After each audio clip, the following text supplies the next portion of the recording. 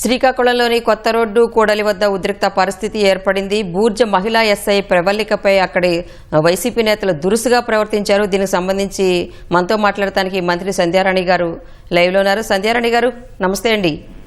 నమస్తే అండి.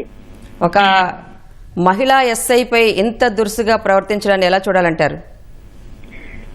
ఇందులో మనం ఆశ్చర్యపోవటానికి ఏం లేదండి. ఎందుకంటే గొడ్డల పార్టీ నేతలకి మహిళలంటే గౌరవ మర్యాద ఎక్కడైనా ఉన్నాయండి? సొంత తల్లి చెల్లినే మెడపట్టుకుని బయటకు గెంటేసిన దుర్మార్గుడికి అక్కడ ఒక మహిళా ఎస్ఐ అని ఏమైనా అర్థమవుతుందండి వాళ్ళకి, అతని తాలూకా శిష్యులకి? ఎందుకనంటే గొడ్డల పార్టీ నాయకుడు తాలూకా తల్లిని చెల్లినే ఆయన బయటకు గెంటేసిన వాడు, ఆయన శిష్యులు వీళ్ళంతా. వీళ్ళకి ఏంటంటే ఒక మహిళా ఎస్ఐని, పైగా ఆవిడ్ని ఎలా ముడుతున్నారో చూడండి, ఆవిడని ఎలా తాకుతున్నారో చూడండి. పాపం ఆ బూతులు తిడుతూ ఆవిడ ఇష్టానుసారంగా టచ్ చేస్తూ తోసి పడేస్తున్నారు. పాప ఆవిడ ఎంత ముడుచుకుంటుందో చూడండి, పాప ఎంత సిగ్గుపడిపోతుందో.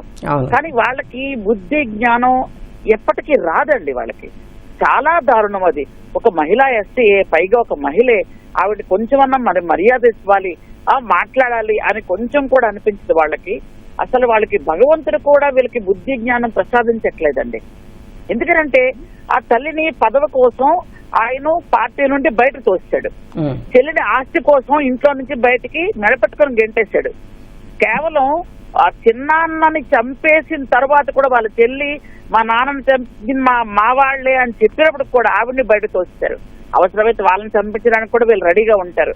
ఇట్లాంటి వాళ్ళకి బయట మహిళల్ని గౌరవించాలని ఎలా తెలుస్తుందండి మనం అనుకోవటం? కానీ అది మన పొరపాటే అవుతుంది, వాళ్ళ పొరపాటు కాదండి. మనం ఎప్పుడు కూడా అలా అనుకోవడానికే లేదు. ఎందుకంటే ఎప్పటికీ ఈ రోజు చూడండి, చనిపోయిన తాలూకా వ్యక్తిని పరామర్శించడానికి ఎవరైనా వెళ్తారు, కానీ చంపిన వాడి దగ్గరికి వెళ్తున్నాడు ఆయన. దాన్ని బట్టే మీరు అర్థం చేసుకోవచ్చు వాళ్ళ మైండ్ సెట్ ఎలా ఉంటుందో. ఎక్కడైనా మనం చనిపోతే ఆ ఇంటికి వెళ్ళి పరామర్శించి అయ్యో ఇలా జరిగిందా అని అనుకుంటారు. చంపిన వాడి దగ్గరికి వెళ్ళటం, చంపి డోర్ డెలివరీ చేసిన వాడిని జైలుకి వెళ్ళి పరామర్శించడం, చంపేసిన వాళ్ళనే వెనకేసుకొని తిరగటం, చంపేసిన వాళ్ళని కౌన్సిల్ హాల్లో పెట్టడం, ఎమ్మెల్యే సీట్లు ఇవ్వడం, ఎవరు బాగా బూతులు చెప్తారో వాళ్ళకి మంత్రులు ఇవ్వడం మొదటి నుంచి వీళ్ళకి ఆనవాయితీగా ఉంది. కాబట్టి వీళ్ళ గురించి ప్రత్యేకంగా మనం ఆశ్చర్యపోవడానికి అనుకోవడానికి ఏమీ లేదండి. మేడం, భారీగా ర్యాలీలకి అనుమతి లేదు, జన సమీకరణకి అనుమతి లేదు, కానీ ఇంత భారీ ఎత్తున జనాన్ని సమీకరించుకుని, అంటే వాళ్ళ రౌడీ రాజకీయం, రప్పారప్ప రాజకీయం అనేది చాలా స్పష్టంగా అయితే కనిపిస్తుంది. ఎందుకు అంత అనుమతి లేకపోయినా కూడా ఇంత మహిళా ఎస్ఐని కావాలనే టార్గెట్ చేసినట్టుగా ఆ వైసీపీ ఇన్ఛార్జ్ ఎవరైతే ఉన్నారో అతను పక్కకి మళ్లిస్తూ తీసుకెళ్లే దృశ్యాన్ని మనం క్లియర్గా కనిపిస్తుంది దాంట్లో. అవునండి, మీకు రాజ్యాంగం అంటే వాళ్ళకి రాజారెడ్డి రాజ్యాంగమే కదండి. వాళ్ళకి అంబేద్కర్ రాజ్యాంగాన్ని ఎప్పుడండి గౌరవించారు వాళ్ళు?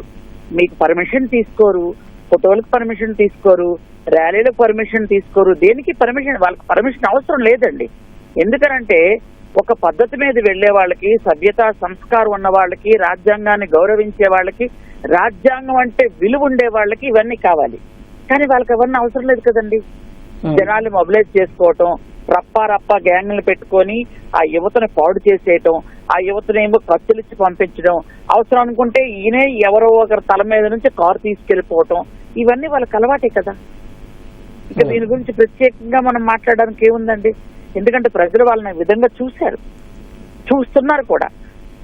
చంపేయడం, చంపించేయడం, ఒంటి మీద నుంచి కారు ఎక్కించుకెళ్ళిపోవటం, ఒక మనిషి మెడ మీద నుంచి కారు వెళ్ళిపోతే కూడా తెలియలేని నాయకుడు ఉన్నాడంటే మీరు ఆలోచించండి. ఏ డ్రైవర్కైనా కనీసం ఒక చిన్న కుక్క పిల్లనో లేకపోతే ఏదైనా చిన్న జంతువు గాని అట్లెందుకు ఒక బాటిల్ మీద నుంచి, చిన్న వాటర్ బాటిల్ మీద నుంచి కారు వెళ్ళిపోతే డ్రైవర్ తెలుస్తుంది. అలాంటి మనిషి మెడ మీద నుంచి కారు వెళ్ళింది, అప్పుడే వాళ్ళు ఆపలేదు కారు. వాళ్ళు ఎందుకండి ఇలాంటివన్నీ పాటిస్తారు? అలవాట్లేదు కదా. మహిళా ఎమ్మెల్యేలకి రక్షణ లేదు, మహిళా మంత్రుల్ని నోటుకొచ్చినట్టు అంటారు. అట్లీస్ట్ ఇప్పుడు పోలీసులకు కూడా, మహిళా పోలీసులు కూడా లేదు అంటే అసలు సామాన్యుల పరిస్థితి ఏంటండి? ఎలా అర్థం చేసుకోవాలంటారు? సామాన్యులకి అసలు సామాన్యుల్ని వాళ్ళు అసలు దృష్టిలోనే పెట్టుకోరండి.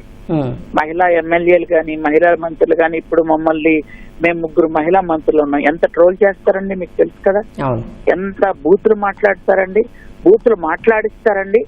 వాళ్ళ అసిస్టెంట్స్ తో, అంటే వాళ్ళ ఫాలోవర్స్ తో బూతులు మాట్లాడిస్తారు మా మీద. మహిళా ఎమ్మెల్యేలను ఎంత కించపరుస్తున్నారు మీరు చూస్తున్నారు. ఇప్పుడు మహిళా ఎస్ఐ అంటే వాళ్ళకి కోర్టులు గాని పోలీసులు గాని వాళ్ళు ఎప్పుడు లెక్క చేయలేదండి.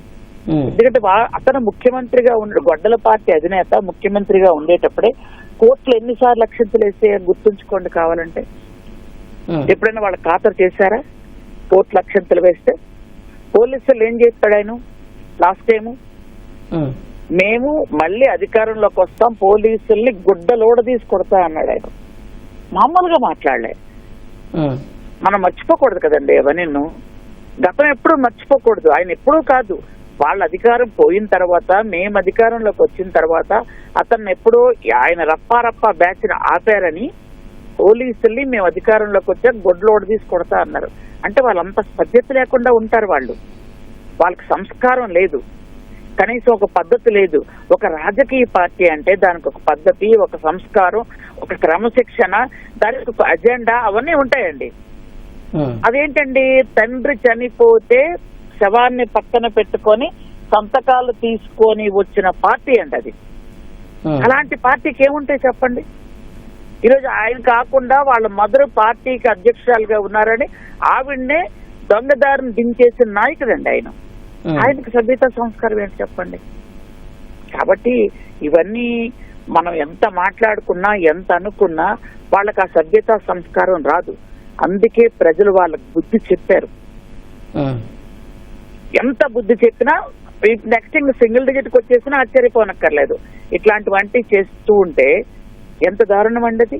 ఖచ్చితంగా దీని మీద చర్యలు ఉంటాయండి. ఒక మహిళా ఎస్ఐ ఆవిడ ఇష్టానుసారంగా వాళ్ళకి నచ్చిన విధంగా ఆవిడ ఒంటి మీద చెయ్యేస్తూ ఆవిడ తిడుతూ ఆవిడ నెట్టేశారు, వాళ్ళు పోసేస్తారు ఇష్టానుసారంగా. దాని మీద ఖచ్చితంగా క్రమశిక్షణ చర్యలు ఉంటాయండి. దీని మీద ఖచ్చితంగా చట్టం తన పని తాను చేసుకొని వెళ్ళాలండి. సంధ్యారెడ్డి గారు, ఇందాక మన మంత్రి కొలుసు పార్థసారథి గారు కూడా మాట్లాడుతూ ఒక రకంగా దౌర్జన్యాలు అరాచకాలకి వైసీపీ పెట్టింది పేరు. అయితే వైసీపీ వెంట వెళ్లే యువకులను చూసి వాళ్ళ తల్లిదండ్రులు భయపడుతున్నారు, మా పిల్లలు ఏంటి ఎలాంటి అరాచకాలకి ఒడిగడతారన్నట్టుగా అంటున్నారు. దీన్ని ఎలా అర్థం చేసుకోవాలి? నేను చాలా సార్లు చెప్పానండి ఇంతకు ముందు. ఎందుకంటే రప్పా బ్యాచ్ అని కర్రలు కత్తులు వాళ్ళకి ఇస్తున్నారు, వాళ్ళకి తెలియక వెళ్తున్నారు. రేపొద్దున వాళ్ళకి ఏం జరిగినా ఈ నాయకుడు ఎవరు కూడా వాళ్ళని కాపాడలేరు. మీకు ఉదాహరణకి కోడికత్తి సీను. కోడికత్తితో ఎయిర్పోర్ట్ లో గీరించుకున్నది ఆయనే. 6 సంవత్సరాల అబ్బాయి అక్కడ జైల్లో మగ్గిపోతుంటే కనీసం పలకరించడానికి కూడా వెళ్ళలేదు. ఎందుకంటే ఈ పిల్లలు కూడా యువత కూడా అర్థం చేసుకోవాలి. రప్పా బ్యాచ్ లా వాళ్ళకి కత్తులు ఇచ్చి మనుషుల మీదకి వదులుతారు, తరువాత వాళ్ళు ఏమైపోయినా వీళ్ళు పట్టించుకోరనే సంగతి ఆ యువతకు అర్థం కావాలి. ఆ తల్లిదండ్రులు భయపడుతున్నారన్న మాట వాస్తవమే. మా పిల్లలు ఇలా పాడైపోతున్నారే, ఈ రప్పా బ్యాచ్ లోకి వెళ్తున్నారు, రేపొద్దున వీళ్ళ భవిష్యత్తు ఏంటి అని భయపడుతున్నారు. అందుకని నేను చాలా సార్లు రిక్వెస్ట్ చేస్తాను యువతకి, మీరు సరైన మార్గంలో ఉండండి. రేపు మీకు కత్తులిచ్చిన వాళ్ళు ఎవరు కూడా మీ నోట్లో అన్నం పెట్టరు, మీకు చేతికింత పని ఇవ్వరు. కాబట్టి యువత ఎప్పుడు కూడా మంచి మార్గంలో వెళ్ళాలి. ఇంతకు పూర్వం అంతా గంజాయి బ్యాచ్ల్ని తిప్పేవాళ్ళు, ఎవరు డ్రగ్స్ చేస్తున్నారో వాళ్ళని తిప్పేవాళ్ళు, కత్తుల బ్యాచ్లను ప్రోత్సహించేవాళ్ళు. ఇప్పుడు ఆ సంస్కృతికి కూటమి ప్రభుత్వం వచ్చిన తర్వాత చంద్రబాబు నాయుడు గారి ఆధ్వర్యంలో అన్నిటికీ ఆనకట్ట పడింది. ఇప్పుడు మళ్ళీ మీరు అలవాట్లు మళ్ళీ ఎక్కడి నుంచి తీసుకొస్తున్నారండి, తీసుకురావడం చేయకండి అని మొదటి నుంచి మొత్తుకుంటున్నామండి. యువత ఖచ్చితంగా మంచి దారిలో ఉండాలి. అప్పుడే స్వర్ణాంధ్రప్రదేశ్ కు మనం వెళ్తున్నాం, స్వర్ణాంధ్రప్రదేశ్ గా అడుగులు వేస్తున్నాం మనం. గత 5 సంవత్సరాల విధ్వంసకర పరిపాలన నుంచి ఇప్పటికే మనం తేరుకుంటున్నాం. మళ్ళీ యువత తప్పుదారిని పడితే ఆ తల్లిదండ్రులు చాలా బాధపడతారు. ఆ తల్లిదండ్రుల పాపం వాళ్ళ తాలూకా బాధ వర్ణాతీతం. మనం అది కొంచెం మనం కూడా ప్రజలందరినీ చూసి తల్లిదండ్రులు మారుతున్నారు, కానీ పిల్లలకి ఇంకా తెలియట్లేదు. కొంతమంది పిల్లలకి ఇంకా. Right ma'am, thank you so much.